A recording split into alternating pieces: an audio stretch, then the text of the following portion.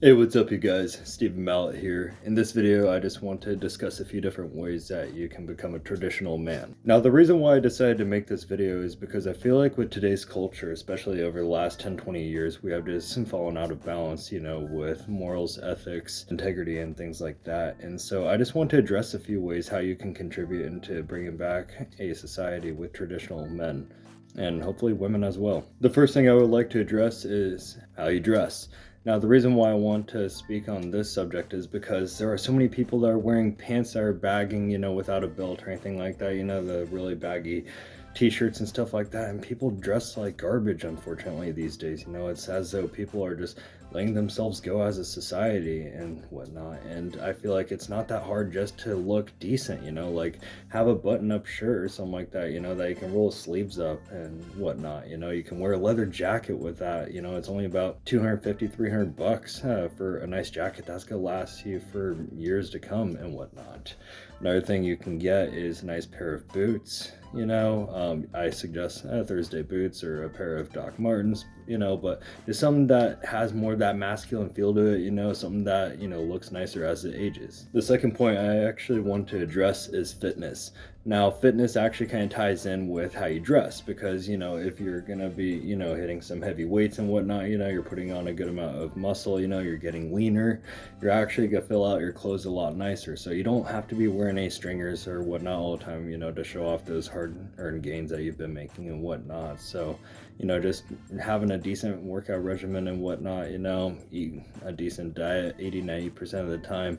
And just over a course of a matter of months, a couple of years and whatnot, you could be making about 80% of your potential gains, and it doesn't take much to even just maintain that. Now, the third one is actually going to be a little bit controversial, and that is being the breadwinner.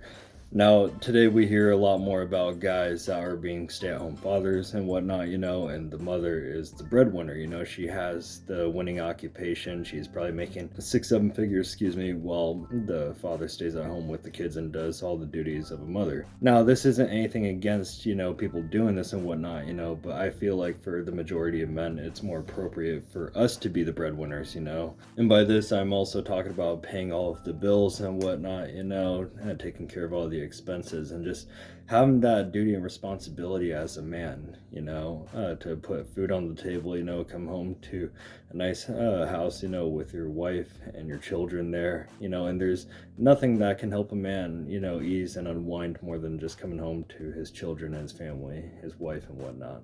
Now, the fourth thing I would like to discuss is just something that just shouldn't be that difficult to understand or to learn to a decent degree, and that's just to have some manners, whether it's someone coming up behind you, that needs the door held open for them, or just doing it in general, and it's not that you should be doing it, and expecting every single person you do that for to be like, oh, thank you, I appreciate it, or anything like that, just do it, as a good habit, because it's easier to dilute water than it is to clean it.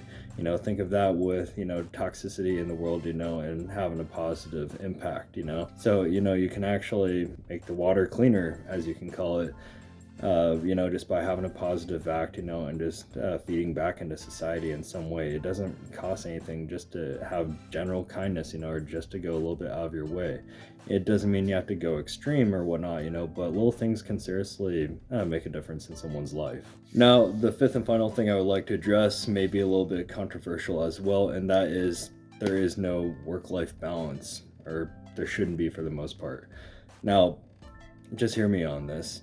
The reason why I'm saying this is because, yes, the normal American person, we work 35, 40, 45 hours, 50 hours a week. And, we work 9 to 5, or we work our 4, 5, 10s. We come home, we watch Netflix, we're hanging out with ourselves or whoever it may be. We hang out on the weekends, we do whatever, we drink. Now, by we, I'm talking about 80-90% of people. Now, for those of us that actually have dreams and ambitions, traditional men, we always had this thriving feeling to build and build and build and always keep trying to go up the ladder, trying to find new mountains, you know. And I myself, I don't even consider myself a traditional man because I still have some mountains I need to climb.